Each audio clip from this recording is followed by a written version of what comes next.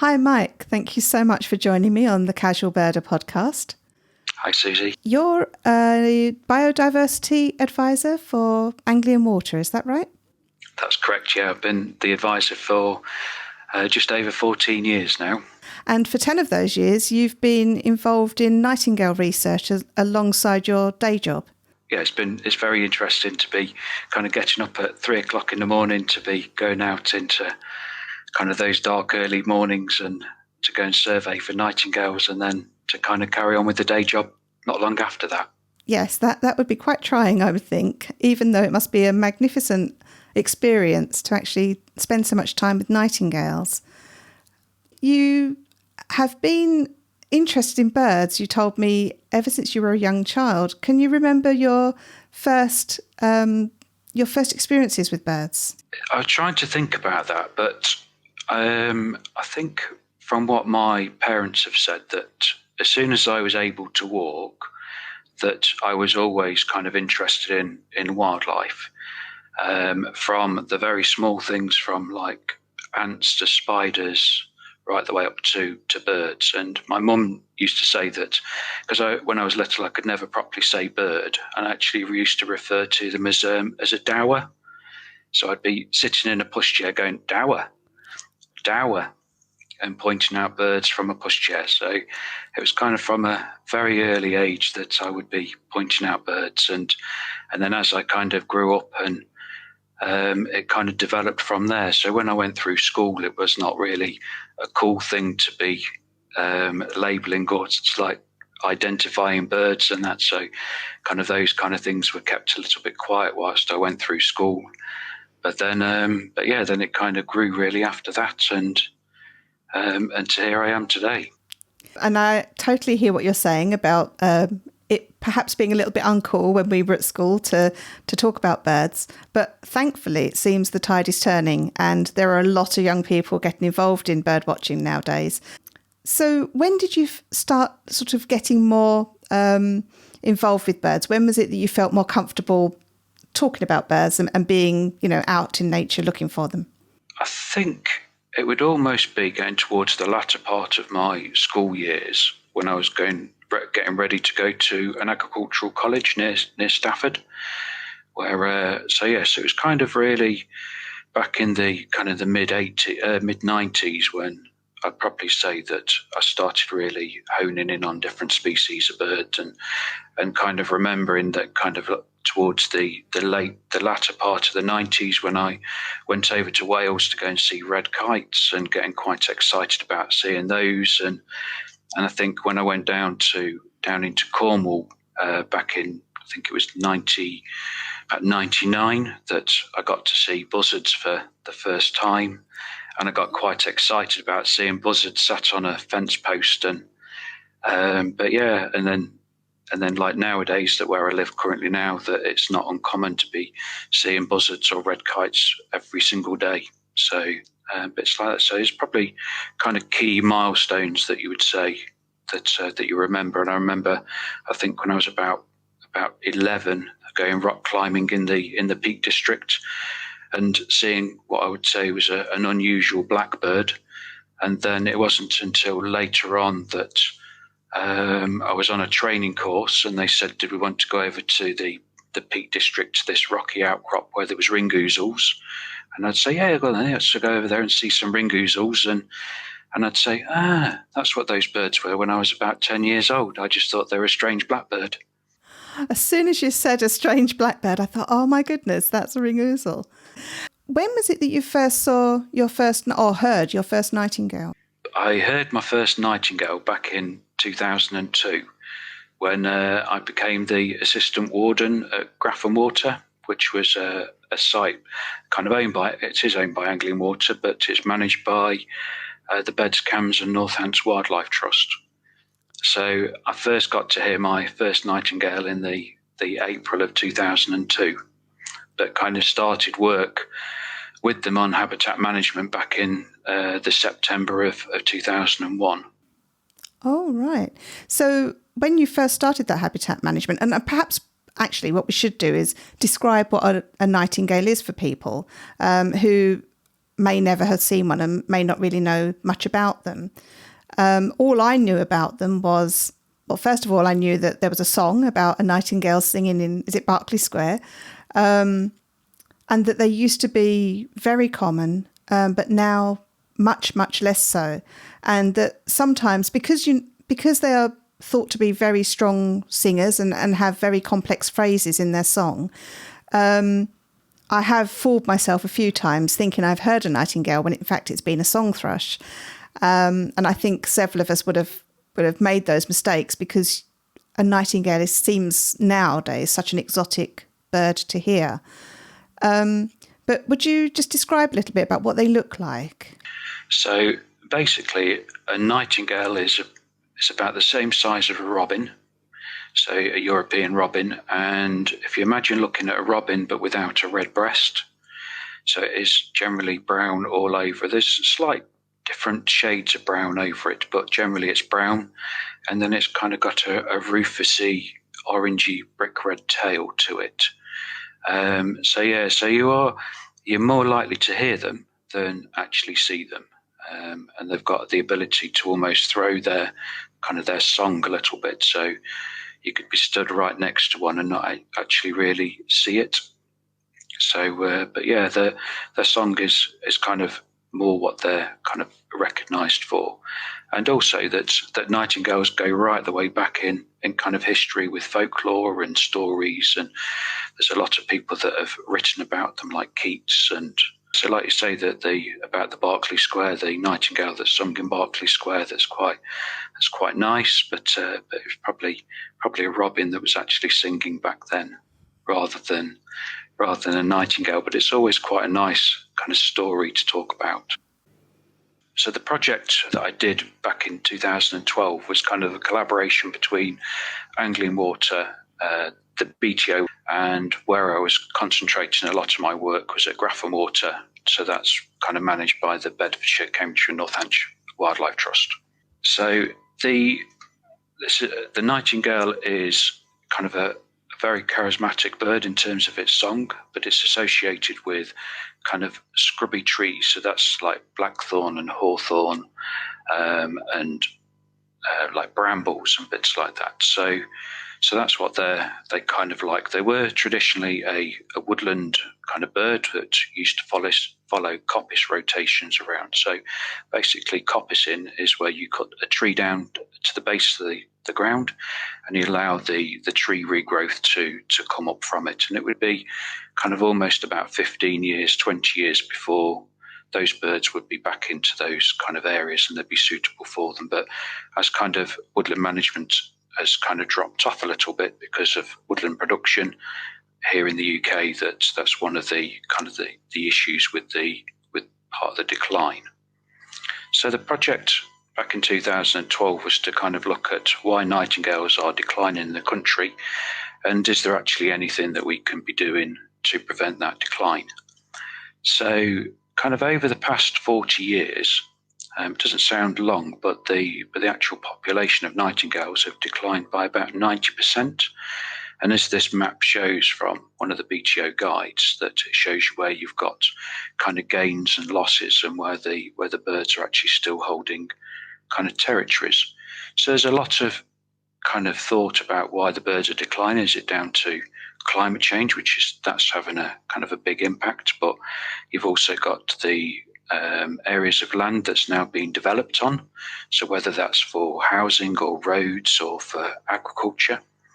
And also you've got the kind of the lack of management as well. So because the birds they nest in kind of scrubby habitat, so it's anything from the ground to about 1 metre high, that if it gets too open at the bottom, then it means that they're open for predation. And also that you've got one of the other things over here in the country, in the UK, which is a problem with muntjac deer, which are a non-native invasive species. So they'll be browsing off all the low vegetation and exposing those nests. But also you've got issues with rabbit grazing as well. So initially the project was looking at 3 sites, and then in 2015, we bought on Alton Water, where we've got another reservoir which is owned by England Water, and we've got about 30 pairs of singing males on that site. So we bought that project in as well. So my kind of focus area is Grafham Water, and the red lines that you see on the map are kind of the routes that we took for where the birds were actually singing. So from 2012 to 2018, that I've worked out that we've walked 516 miles. We've spent 393 hours listening for nightingales. I've carried out 131 surveys, and I've had 72 volunteers, whether that's from Angling Water with people within the business or kind of friends and family that have helped out as well. And then I've spent 408 hours out on the nature reserve ringing and catching nightingales. So when we're going out and doing the surveys, this is kind of one of the best areas for the nightingales on site. And with all surveys that you're wanting, this is kind of for scientific data. So the best thing to do is to follow the same route as what you're going to do for the next time after that, so that the results are compared, that can be compared, and that they're comparable with each other, so that you're always trying to keep the same thing. And the surveys were carried out 4 times a week. So we were doing kind of like 2 early mornings, so just before dawn, and then 2 midnight surveys as well. And within the mix of all that, I was still going out bird ringing as well. So this is what you're wanting to do. And that despite the weather that we were out there, whatever the weather was throwing at us. So I think on my second visit that it was absolutely throwing it down, and you thought, crikey, I've got to get out of the car into all this rain. But we did find that when it was really foggy on site, that the birds never really sang that much, because the song doesn't resonate that much in the fog. So that was kind of slightly disappointing when you were out at midnight and it was thick with fog and you weren't hearing any birds, but you'd still got kind of a 3-hour walk around the whole of the site. So what we also did was that I mapped or marked down the arrival times of when we were getting nightingales out onto site. And as you'll notice in the top graph, that so the birds were starting to come onto site earlier and earlier, and then by 2018 they went back up to the 25th of April. And if people can kind of cast their minds back, but in 2018 was when we had the beast from the east. So I know that we had that in the March, but if you imagine that a nightingale is coming all the way up from Africa, that by the time it was hitting France, kind of in the latter part of March, that they also had snow and things like that. So that was one of the reasons why the birds kind of arrived in the UK late. And that was kind of the same for a lot of the other migrant species as well. And then in the bit down below, the chart below, I've highlighted when in blue where the nightingales were singing. And then you'll notice where at the end of the columns that you've got like B1 and G1, and these are all down to habitat codes. So each time you heard a nightingale, you wrote down the kind of the habitat requirements or that was around that call. So I'm not saying that back in 2015, I think when this one was done, that we had 17 males on site. It was just that there were 17 different locations. And then, so when you're doing your kind of your survey, that you're writing down or you're marking down a little circle to say where you're hearing a nightingale. And then if you've got interactions with other male nightingales, that you put down a dotted line. And hopefully you'll be able to see that where we've got number 13 and number 1, that this was actually the same bird. It just so happened it moved from one place to the next, and you just draw a continuous straight line, which just shows that it's actually the same bird. Because if you can imagine that you're probably going to do we did about 26 surveys, and this is what your map would look like afterwards. So what you're doing now is that you compile all 26 surveys onto one sheet, and you try to work out where the Nightingale territories are on site. And this is how you can work out what population you have got. So kind of put it into kind of another type of map, so you can see that this is what it looked like in 2012. And then the population starts to get a lot bigger in 13. And then in 2014 that it got even bigger. And again in 2015. And then the population started to go down. And then in 2018, this is when we just only had one bird, but this was probably down to kind of late arrivals and bits like that. But we only heard one bird in 2018. And then slowly we're getting a few more numbers back up. 2020 last year, which is the kind of the COVID year, so that was quite a hard one because we're all in lockdown, and this was when we came straight out of lockdown that I went out to Grafham Water to go and have a listen to see if I could hear any nightingales, and I could pick up 3. And then this year I've heard 5 in this location, and then there's another one further down on site. So the numbers are moving back up hopefully in the right direction. And then when you kind of overlay all those kind of data marks, that you start to see kind of where your scrubby habitats are, and this will then start to hopefully form your kind of management plan that we've got on site. So we can now work out where to target the specific types of management for nightingales. So like I said, that a nightingale likes the thick, dense, scrubby habitat. But with this bit, it's getting quite old, and you can see at the bottom there's lots of gaps. So one of the things that I did back in 2001 was that I suggested to my manager at the time that when we're doing the management for nightingales, that rather than doing the coppicing work where you're kind of resetting things back to for almost 15 years, that could we not try something like hedge laying? So this is what this is. It's kind of scrub layering. So you're basically cutting through the back of the tree and bending it over, and it's the tree's still alive because you've got the front section that is still attached to the main part of the stump, and that will allow the sap and that to rise up through the tree. And as you can see in this photograph here, you've got the new little bits of regrowth that will then be kind of filling in these extra gaps. So this was kind of a mixture of scrub layering and coppice work, and then you were leaving some of the tall bits so that the nightingales could actually be singing from. So, and we found that with this type of management, I'm not saying that it's the type of management to do, but we found here at Grafham that within about 4 years we were having the nightingales returning to these patches. And this is what it kind of looks like after about 4 or 5 years. And because we'd worked with the British Trust for Ornithology, we then revised the Managing Scrub for Nightingales, a little handbook that can be downloaded from their website. And we've got a case study in there with Grafham and the work that I've done over there in terms of the management work.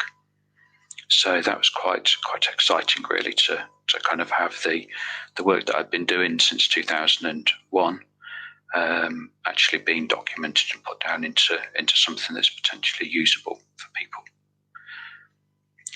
So with the project, so when we were doing so when you go out catching nightingales, it's all done under kind of license. So I've got a special license that allows me to play a recording of a male nightingale singing, and it allows me to entice him out of the scrub around, and it makes him think that there's another male singing in his territory. And because nightingales, it's only the males that sing, the female doesn't. She does like a little croaking noise, but the male is the one that has the song. So you play a recording for him, and hopefully he responds to that and flies into the net. And then you carefully take the bird out of the net, and then now we've got the bird in our hands, and this is when we start to ring the bird.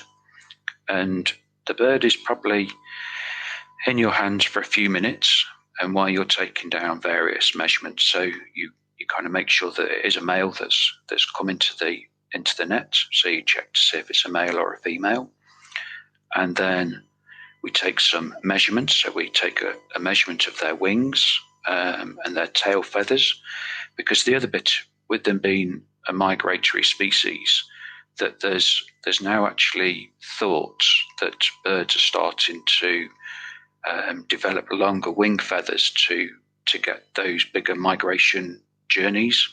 So if you think of some of the blackbirds that we see over in the winter in this country, that we get an influx of birds that come over from Scandinavia.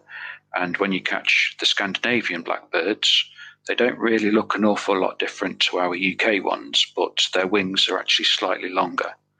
So by taking these extra measurements, we're starting to build a bigger picture of how birds are actually starting to evolve and developing longer wing feathers. So part of the project was to, like I said, to try and work out why the species of bird is in massive decline. And the photograph on the left-hand side is a geolocator. So this measures light intensity levels. And then the one on the right-hand side is a GPS. So the GPS gives you kind of better, more accurate data.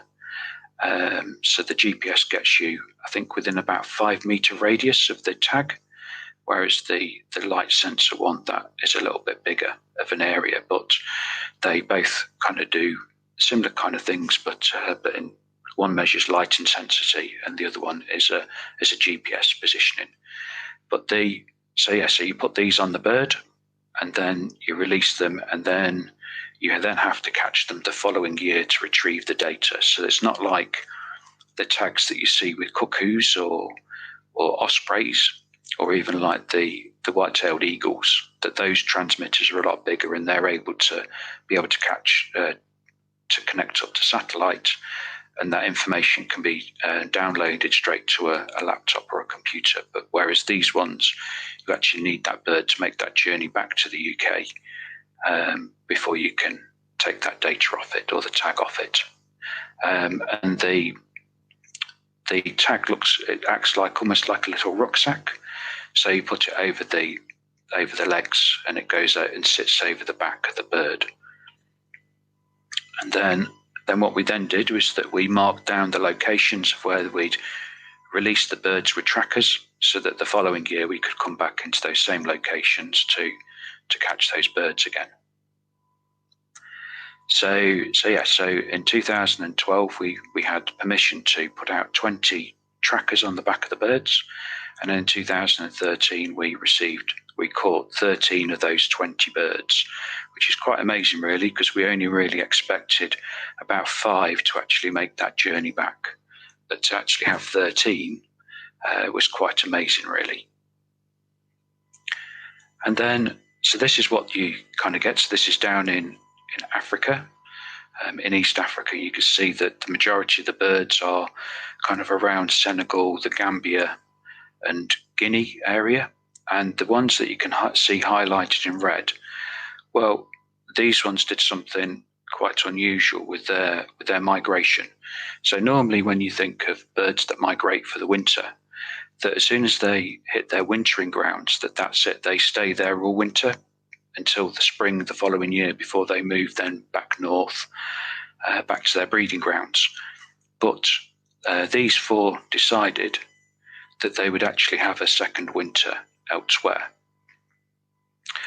which was quite unusual. So you can see, I'll point out with the red one. So this arrived in the Senegal and the Gambia region. Don't worry about that it was out at sea. It's just because of the tracking part of it works on longitude and latitude with the light intensity. But you can see that it arrived in Africa on the 12th of September, and then on the 8th of February it left and then came down to Sierra Leone on the 13th of February, where it was then there until the 22nd of March, before it then left and came back up to the UK. So whilst we've been doing kind of our surveys and our studies over in England, in the UK, that kind of our counterparts have been doing their research as well. And you can start to see, this is quite interesting, that actually our UK ones that come up through Africa and into Europe and back to the southeast and the central part of England, that our population doesn't actually mingle or meet up with any of the other kind of European birds. You can see the Bulgarian ones that they go into almost Central Africa and don't actually meet up with any of the other populations. So this is one of the other thoughts, that why probably the UK population might not be doing very well, because it doesn't actually meet up with any of the other populations. So it's kind of its own, you could almost say, sub-race of a nightingale, of the European nightingale. So it's quite interesting. And this is the kind of tracking data that we have got from the bird, and you can see the yellow line shows its kind of autumn/winter migration, and then the green line is when it then comes back from Sierra Leone back up to Grafham Water. And if you can see on there that, say, like when it is leaving Sierra Leone, so it left Sierra Leone on the 22nd of March, and then it hit southern Spain by the 25th. So within 3 days, it took 3 days to actually fly over the best part of Africa, and then where it rested up and fed for a couple of weeks before it then moved up into kind of northern France, and then before it came back into Grafham Water. So it arrived at Grafham Water on the 19th, and I happened to be out on site on the 20th when I heard it in the location that we managed to get the tag off it. So that is, it's quite amazing really to think that this bird has flown. This is about just over 4,000 miles, if you think of a straight line, that this bird has flown. So and to think that it's the size of a robin, it weighs about 21 grams. So quite amazing really to think that bird has flown all the way from Sierra Leone to back to Grafham Water. And with ringing all the nightingales, I've marked down all their kind of locations, because this made it kind of easy when we were going to be going back onto site to catch the nightingales.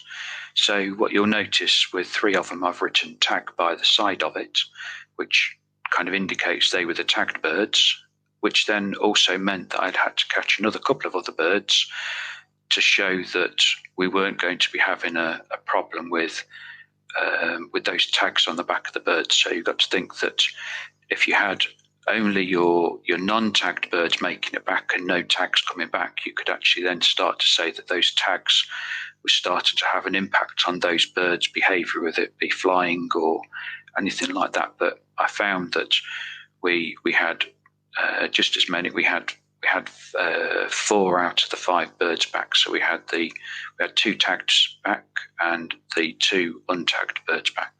So this is 2012. And this is in 2013. And we always like to think, especially with nightingales, that the bird that we heard that one year, or like this year, that we heard a bird singing in that one bush, and it was the same from the previous year and the same from the previous year back. We always like to think that it holds that exact same territory. But whereas with ringing, we're now starting to show that this actually isn't the case. So you can see that the birds were starting to move around on site. So if you imagine that these 3 areas here were kind of where our tags were, well, I had a brand new bird in this location where there was a tag.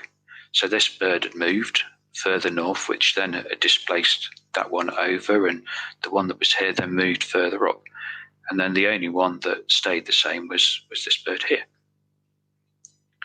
And then in 2014, I only had one of the original birds back, and then I had all these new ones on site, which then started getting me to think that we've got another site nearby, a place called Paxton Pits, which is only about 3 miles away. And I started to think that actually, are these birds actually more of a landscape type bird rather than actually being site specific?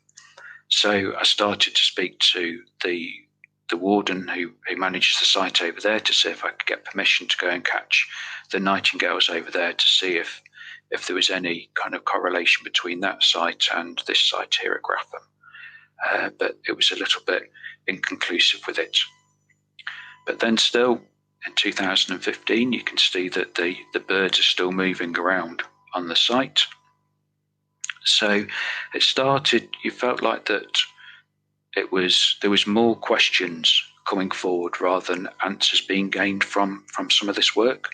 But it's always good to get more questions because it gives you more time to try and find those answers.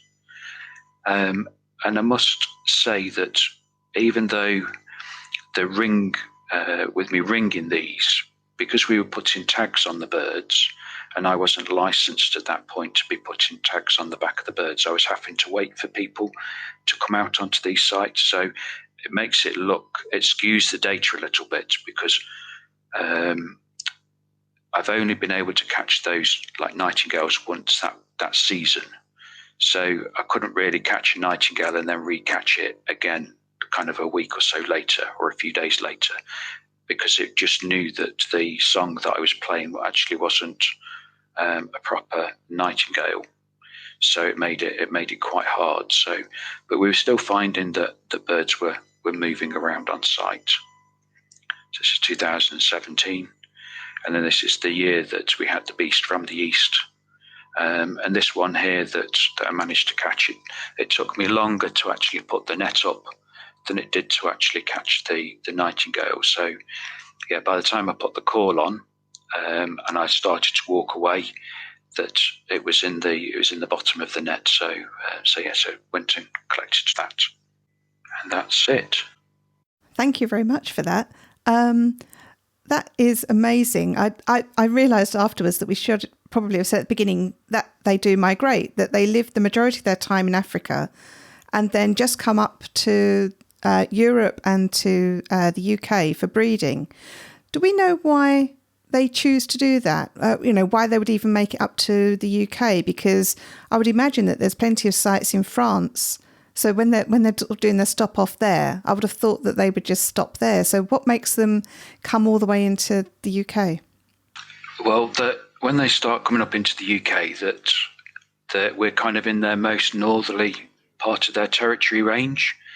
So as we know about kind of with climate change in that, where as the climate is starting to get warmer, we've started to see kind of species of whether it's birds or butterflies actually starting to move further north. Well, with nightingales, that it's the kind of the exact opposite. It's actually decreasing, and they're being pulled kind of almost to the southeast. But yeah, so they are, when you start getting up towards Grapham and Rutland Water, that they are kind of almost at their most northerly kind of range of them. But yeah, like you say, Susie, they arrive in the beginning of April, and then by the end of July, they're then starting to make their way back out of the UK, back down to Africa. So they're only here for a couple of months. And probably one of the other reasons why they make that massive journey is because of the amount of daylight hours that we have. So if you think at the moment that it's starting to get light at 4 o'clock in the morning, and I mean, like now it's 20 to 9, and it's still light out there. So we've still probably got about another 15 more minutes of daylight hours. So that's a long time for those birds to be feeding up. and that's one of the other reasons, and that they're up here. And because if you think down in Africa, that you're so close to the equator that you'll only be having like 12 hours of daylight. So the sun rises really quick and then it goes really fast. There's not really a proper sunset down on the equator. So only having 12 hours of daylight down there compared to, can't think off the top of my head how many hours that you'd have up here, probably, what's it, about 18 hours, something like that, of daylight hours. So yeah, and also that in terms of their breeding, that I don't know if you were going to ask if there's a question that's coming through about that, but the call, we talked about the call earlier, that when the male sings kind of at night, so that's usually the best time to be hearing them, because you don't get to hear all the other birds like the dawn chorus. As nice as that is, but when you're trying to survey for nightingales, it's easy to go kind of in the middle of the night at midnight, because that is really the only bird that's singing. But at those kind of times that the male call, not that we really hear any difference in it, but that's more about attracting a female that's flying at night. So it's attracting her to him, to his territory. And then as soon as the daylight starts to appear, his call slightly changes and becomes more aggressive. And that is to kind of ward off rival males out of his patch. So generally, once the female and he's paired up with a female, his call changes and he goes into more of like a croaking and piping type noise. He'll do a little bit of singing, but not very much, and that's because he's got a female and she's probably on eggs somewhere. And yeah, I think they incubate she incubates the eggs for about 14 days, and then about 12 days later, once they've hatched, within 12 days, those chicks are ready to be leaving the nest, and they'll be feeding up before they start making their way back off to Africa. So a really quick turnaround when you think about it. Yeah, really amazing. We have had one question from Denise Foss. Do you ring females too? I do. It's very hard to catch the females, because they don't really respond that much to the lures. It's more of the males that respond to them. But I have had a few females, and that's because when I've recorded a male singing, that I've gone out in the middle of the night and recorded a singing male. And I think that's one of the other reasons why I've been catching females, because when I play that call, it attracts the females out. Whereas if I've taken a call kind of mid-morning, I don't really get them. I get generally more males responding to those, but in the kind of the midnight ones, I do occasionally get females being caught as well. But yes, I do ring those, but we don't put the tags. We didn't put the tags on the back of those birds because there's kind of a thought that they might not be sight faithful. It's generally the males that are sight faithful. So if you're wanting the tag back, and bear in mind that these tags, the geolocators, I think they were about £300. And then the GPS ones, they were getting towards the £400 mark. So it's a lot of money to put on the back of a bird to potentially not get back. So the females are ringed as normal and kind of let go. So when I've usually caught those nightingales, I take them back to those territories that they came out of, rather than releasing them somewhere in the middle of a field that's close. But I prefer to actually go and take them back and put them straight back on their territory as quick as I can. There's another question, just from Denise again. You mentioned fog, but do they sing in the rain? They do. They still sing in the rain. So the rain doesn't really stop them. It's only us that when we're getting out of the car that you think, I don't really want to be getting soaked. That's the only thing. But yeah, they will sing through the rain as well. But it's just the fog that they don't sing through.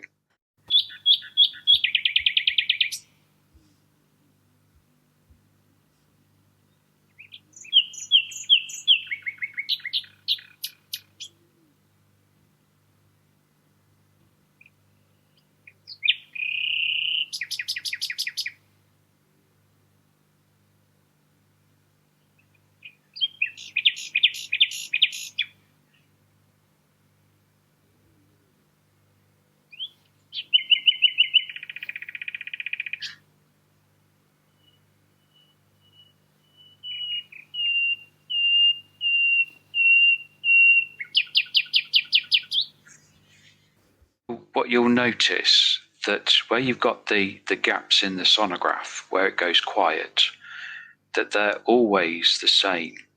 They're always the same space in between it. So whatever nightingale I've recorded, it's almost like you can go 1, 2, 3, 4, and it joins into the next one every time. Wow. So there's meant to be. I mean, the call is really complex for the size of the bird. It's got about 1,000 different phrases of its song that it puts together, and compare that to a blackbird that has 100 different phrases. And the other bit with it, I think, is quite amazing with the nightingale, is that if you are lucky enough to see one singing, there's times that you just see where its beak is just moving, and that's because part of their song actually goes past our hearing range. Wow. And they reckon that there's about 25% of that song that we actually don't hear. That is amazing. And I just chose sort of 6. Someone has come in with a question. I thought they were going to say, "Can you play it again?" No, because I can't bring it up again. Let's just see what the... So it's someone from the Facebook group. Can you explain how they do this, the exact space between calls and the complexity of the sounds? I think it's just how the birds will naturally sing. It's like how we talk, that you'll be breathing and things like that. So it'll be kind of, they build things in phrases in short bursts, because if you got to think that they've got to be singing quite loud to be getting over kind of background noise and bits like that. So they'll kind of, it's just like what I was saying. It's like with us talking, we pause for a breath before we launch into the next bit. But with a bird, that they're always, it's just the same. Like with nightingales, it's just the same set pattern of spacing.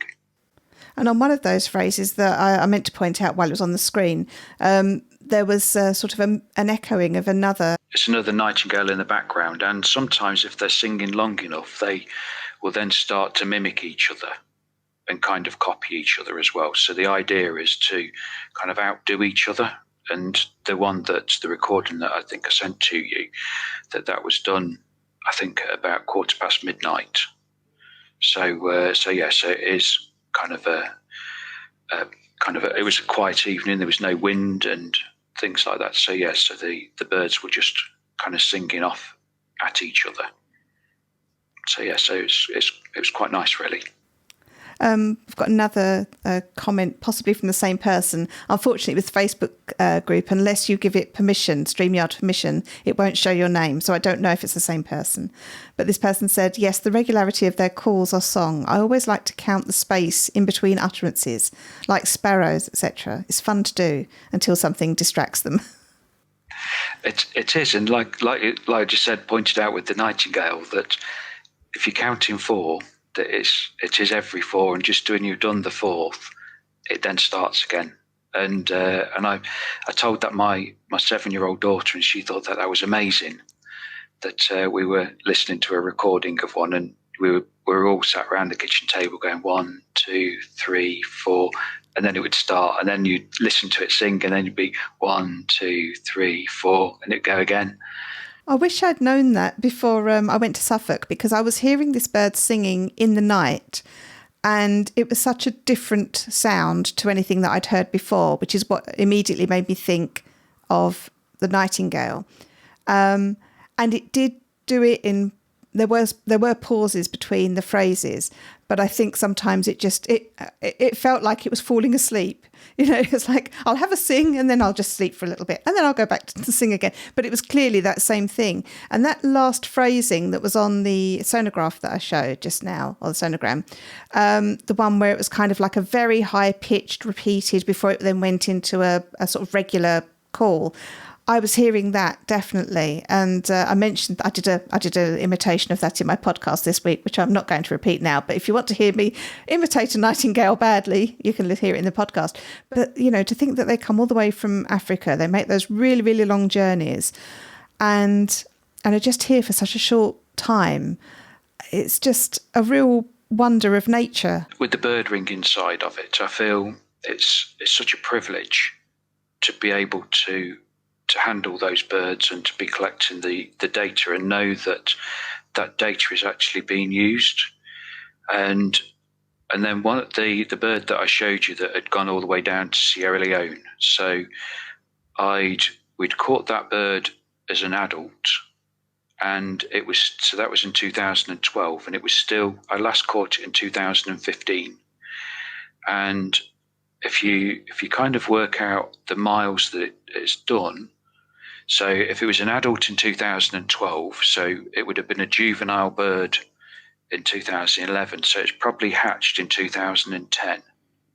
So it could have potentially been like a 5-year-old bird. And that's almost done, probably getting on towards 80,000 miles that bird had done. So it's those kind of bits that I think it kind of makes you sometimes feel insignificant with things, and that we think that we're quite important when actually there's a lot of things out there that are doing things just to survive.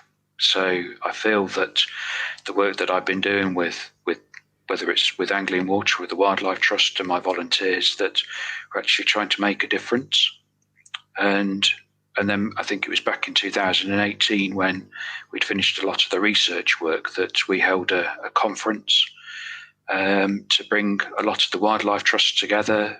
We brought people like RSPB, BirdLife International in, because even though I work to a region, that these birds don't see regions, they don't see geographical places, they don't see that they're flying into France or the UK. They don't see any of that, so they see no borders. So even though we work in borders, that I wanted to get kind of international people over so that to use this data that we'd been gathering to actually try and get change in France and down into Spain and different parts of Africa. Because if it's the same, when you look at the route that the nightingales are taking, it's a similar kind of route that cuckoos are taking. It's the same route that ospreys are taking. So there's obviously something with those routes. And the idea was that why should we sit on this data ourselves and not actually share it and it be used not only here in the UK, but kind of elsewhere.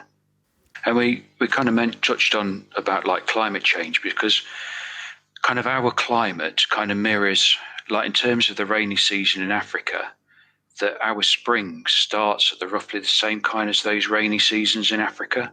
So as the rain starts moving further north for Africa, it means that those flies and that start coming out of those ponds and those bumper crops that those birds will be needing, like nightingales or swifts or swallows, that kind of marries kind of what happens in the UK in terms of our spring starting. So if they start to get out of kilter with each other, then you could actually find that the birds that rely on those migratory seasons, like the rainy seasons, if they haven't started their migration at that point, that you could find that those ponds have already started having the insects hatching and flying out, that by the time they get to those pools, they could have actually come to the end of when the main crop of flies is, which means that they've not fed up that much and got the fat reserves on before they need to make that next crossing, and then being pushed to go further north to find somewhere else to try and fuel up before they make the next stop. And sometimes that's what can sometimes happen with kind of the lack of food, and like you say, the kind of habitat loss as well that with it all. So yeah, so it's a very fine balance with it all. But then you've got kind of really good kind of environmental schemes over here in the UK where the government are trying to encourage farmers and other landowners to put hedgerows back and put bigger field margins in and put ditches back and put wood and ponds in. So we've got a site not far away from Grafham where back in March I created 4 woodland ponds that we've got a big population just on the outskirts of our site, but I'm looking at trying to improve that site for nightingales, and we've dug kind of 4 woodland ponds in there as well. It won't be good for me surveying them, being bitten by mosquitoes and things like that. But as long as the nightingales and other birds like it, then that's fine by me. That's brilliant. We've got a couple of other comments here. It was Merrily from North Vancouver who had mentioned before, and she said it's deeply moving about the strength and related vulnerability of migrating birds. And it really is, because I've only recently started reading about migration and understanding what goes on. I knew birds moved around, but didn't really know what happened during migration. And it is really awe-inspiring and thought-provoking. And Leslie from Ottawa says, thank you, Mike, for this very important work that you do on behalf of the Nightingales for all of us. And thank you for this truly informative and enjoyable presentation. You mentioned just now about, making sure the hedgerows are back and getting farmers to manage the hedgerows and make them more rich environments. And I think, for the general public, they just think, yeah, okay, it's nice. A few robins or blackbirds get an extra place to nest, but I don't think it's really spoken about how important those things are for a range of species and how important it is in the ecosystem. So I really thank you for sort of pointing those things out and for sharing that with us. Because like with the management of the scrubby stuff, that if you imagine that when it's kind of really tall, about 20 feet high, something like that it can actually shade out a lot of things underneath. But then as soon as you bring that tree canopy down, whether it's via like coppicing or the layering work, you then get a burst of flowers, whether it's like primroses, bluebells if you're in ancient woodlands. You get lots of other type of wildflowers that are coming back up through, that are kind of the ones that have been missing the sunlight, which then means that they're a good nectar source for bees and butterflies and moths, and which then are great food sources for birds and everything else. So actually, by kind of managing woodlands and bits like that, it actually improves a lot of other diversity as well. So sometimes it can look quite drastic what you've done, but on the other side, that if you leave it a year or two, that it looks like you've never really been in there and everything's green again. And so it's quite amazing really about what you can do and how kind of sometimes fragile everything is. I want to thank you once again, Mike, for sharing all of your knowledge with us and for the work that you're doing. And for sharing the Nightingale song with us as well. I could put the pipping noise that the nightingale makes when, if it will work, if I hold my phone up to my microphone, you can hear so you'll hear a pipping and a croaking noise, and this is a contact call that the male does. The female does the croaking noise. So once he's finished kind of marking out his territory, he goes into this pipping and croaking noise, which is more of a contact bit to make sure that the female knows that he's still there. So.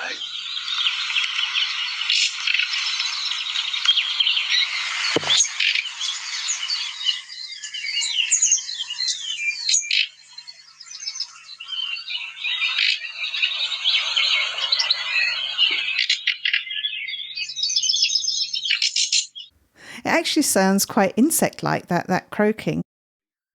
If you can see it, that this is the little tag that was on the back of the Nightingale that went all the way down to Sierra Leone and back. Wow. So you can see how kind of big it is. So if I just put my thumb next to it, you can see how the sizes of it. So I was just looking at my own thumb to just try to gauge how big that is. And it weighs just shy of a gram. So yeah, just less than a gram.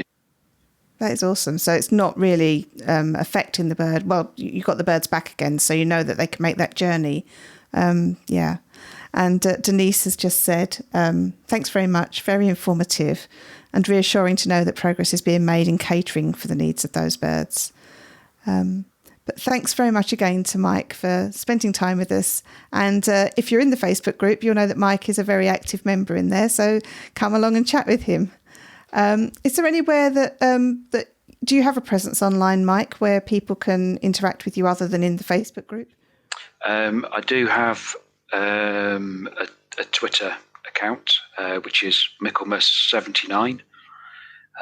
So I tweet on there about some of the things that I do for work, or we have got an angling water account which is called Coast and Country. So find out about what angling water is doing in terms of biodiversity work and our catchment work, where we're working with farmers in terms of kind of chemicals and what goes into rivers, and we're trying not to get those into rivers where we abstract water from. So find out all things like that, what we're doing for the environment with angling water. Thanks everyone for watching this evening, and see you all again soon.